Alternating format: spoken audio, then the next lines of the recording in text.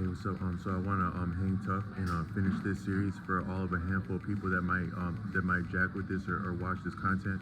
So the most recent videos where I had a black shirt and then a white shirt and a black shirt going back are part of the same series, and I was referencing the actual detriment of the experience of paternalism in our modern context. A lot of people would be quick to reference our modern reality as Babylon or as a brutal system of oppression, and they would wonder, so if we've had brutal oppression for at least 400 years, but I'd say going back to the Roman Empire at least, how is it that it's not transcended? How we have so many, according to Osho, there's never been a non-intelligent human being born. And more so, all human beings are intelligent, and the experience of being reared, especially in school settings that are sponsored by the state, or at least derive oversight from the state, is what makes us anything but intelligent. Simply because it confuses our instincts, our natural confidence and fear, and the combination of that we need to effectively deal with life, meet different circumstances, and express our passions and interests. It requires the fear and the confidence that would be natural, but the experience of paternalism exactly confounds that, both in the home setting for the first years into pre-K and kindergarten, and throughout life, actually all the way to the retirement home.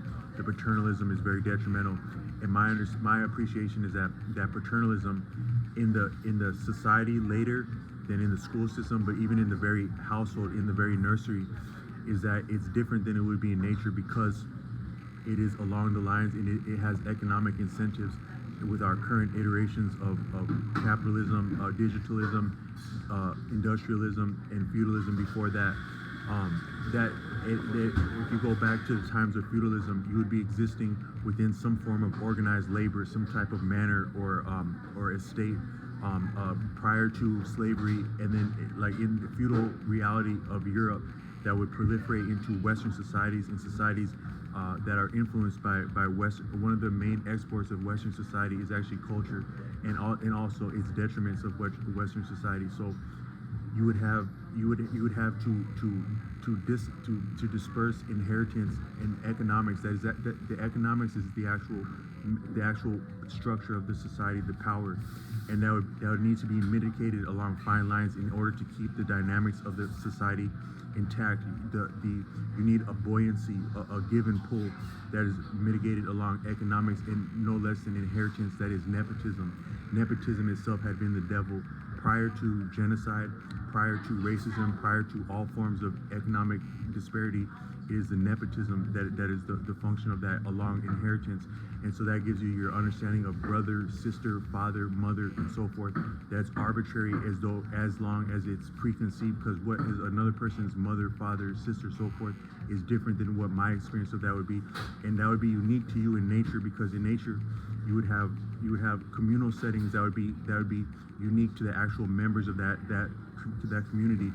The personalities, the strengths, the weaknesses of that community, the nuances, eccentricities would be unique, and your experience coming through that would also be unique. And that's still the case today, because where you grow up, it's still mitigated along the eccentricities of who you know and don't know, but it would be more profound in nature when you didn't have a structure that was handed to you, especially as a nuclear home, that is a nuclear family. The paternalism that you would experience there now, along being an offshoot and influenced by feudalism, is different than it would be in nature, and it's very detrimental. According to the order Osho, all of the difficulties in society as mental health is appreciated. I've referenced in another video that mental health itself is a term coined by a prior witch hunter, and it is therefore a euphemism and a metaphor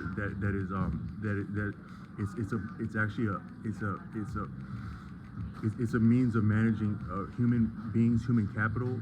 It's a means of managing capital that is human beings, that is capital, that is terms and designations, status designations upon quasi-science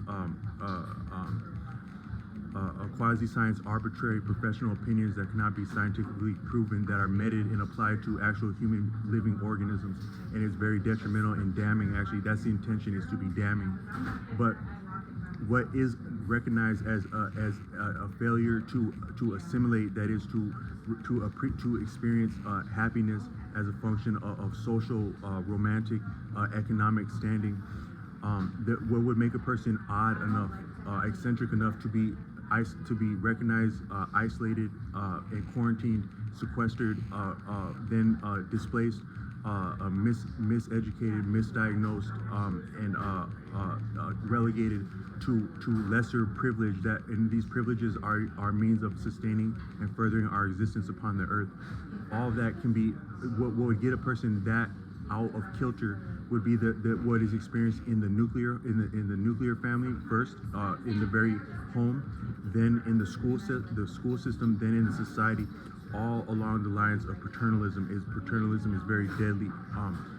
But so what we've struggled to transcend and cast off this long, that's appreciated.